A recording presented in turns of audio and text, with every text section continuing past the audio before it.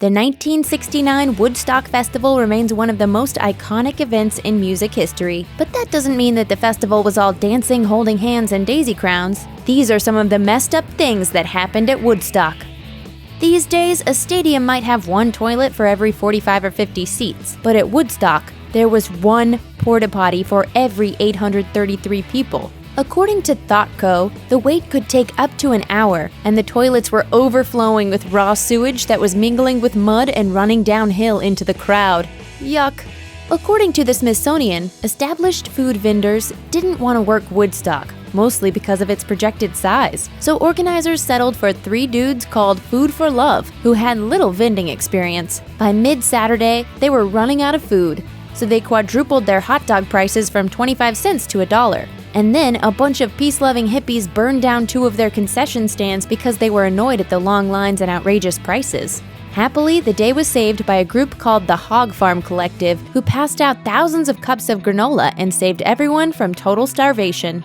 According to ThoughtCo, the festival was originally supposed to take place in Wallkill, New York, and cost $18 for all 3 days, or just $7 per day. But residents of Wallkill passed a law banning the concert, and organizers had to find another venue with just 6 weeks left on the clock.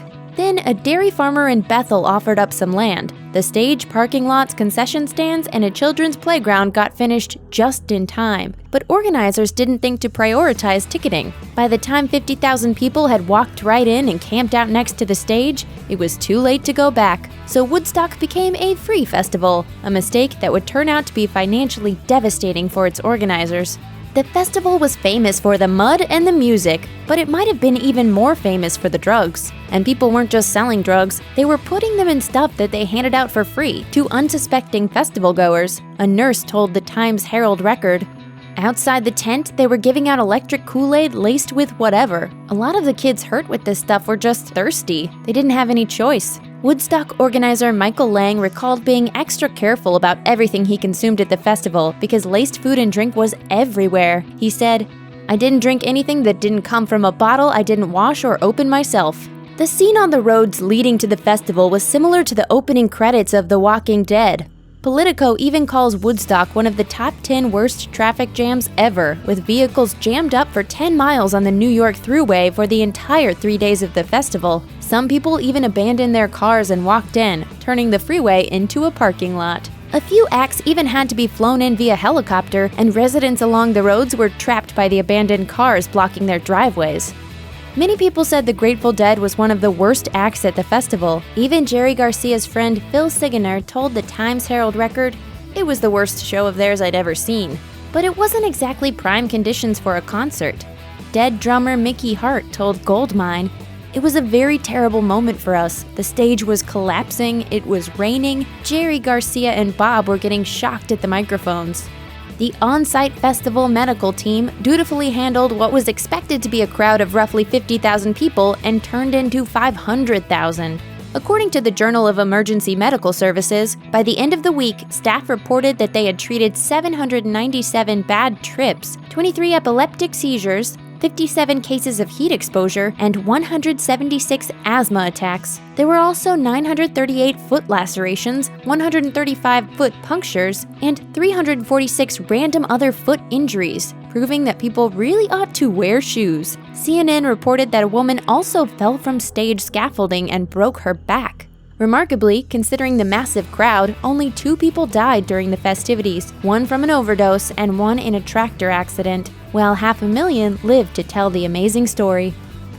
Everyone remembers Joan Baez, The Who, Jimi Hendrix, Keith Hartley Band, and Quill, except that you actually probably don't remember those last 2. That could be because those bands, who did indeed play at Woodstock, weren't featured in the same named 1970 documentary film. Thus, they braved the mud and the electrically charged sound equipment, but ended up with very little name recognition for their troubles.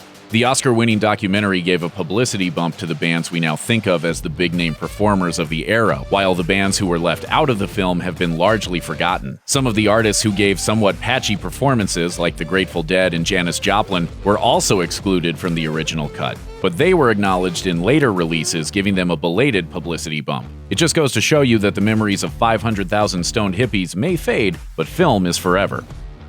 Today, we think of hippies as gentle souls who believe in peace, love, and taking care of Mother Earth. But in the late 60s, they mostly just cared about those first two items, and not so much the third. Or at least the hippies at Woodstock didn't act like they were concerned about the environment at the festival. According to a 1969 article in the Village Voice, there were piles of garbage up and down the hillside a month after the festival.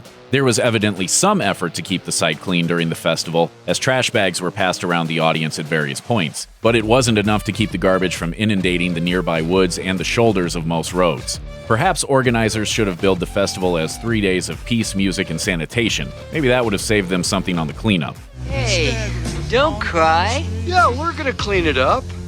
Okay? Woodstock was a generation-defining, epic, historical moment that became enshrined in musical history and America's collective consciousness. But for organizers, it pretty much sucked. It's probably safe to say that the four guys who put the festival together really had no idea what they were getting themselves into. They were all in their 20s, and the only real qualifications they had were green pieces of paper with pictures of presidents on them. When they settled on the idea of putting on a concert, they decided the best way to get big names was to offer double the money that they usually got. They were already kind of over their heads before the festival turned into a free-for-all. But then traffic became such a problem that they had to contract helicopters to fly in food, supplies, and their very expensive performers. It got so bad that the festival was nearly canceled. On the second day, some of the performers were having temper tantrums and demanded upfront pay in cash. So organizers convinced a local bank to front them an emergency midnight loan using a personal trust fund as collateral. And the show went on, though it probably was only bittersweet for the organizers, since the loan wasn't exactly going to help them turn a profit, but instead just prevent 500,000 people from getting really angry.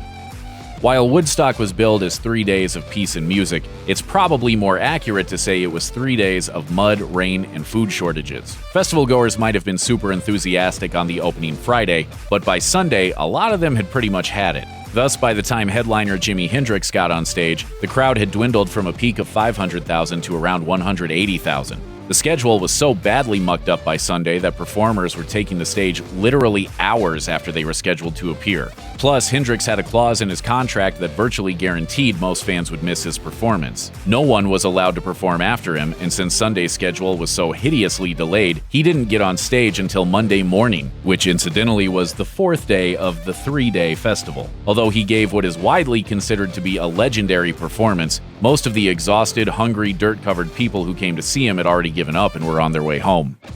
According to Snopes, those old stories from the 60s about kids taking LSD and staring at the sun until they went blind are completely bogus.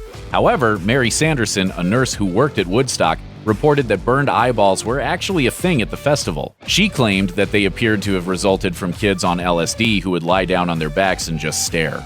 Now that really sounds like a bad trip.